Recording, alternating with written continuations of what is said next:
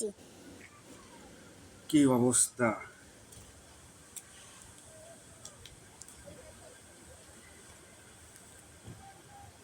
১ ২ ৩ ৪ ৫ ৬ ৭ ৭ ৮ ৯ ১০ ১১ ১২ ১৩ ১৪ ১৫ ১৬ ১৭ ১৮ ১৯ ২০ জন লোক ছাত্র পড়ায় আমি।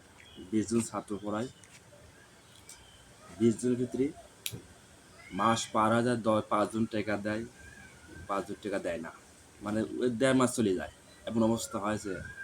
আমরা ছাত্র পড়াই শুধু ডাল ভাত খাওয়ার জন্যে। এমন অবস্থা হয়েছে, এই সবাই ছাড়ি অবস্থা। এমন সব ছাত্র আসে, খুবই গরিব মানুষ, ময়া করে। কি করব?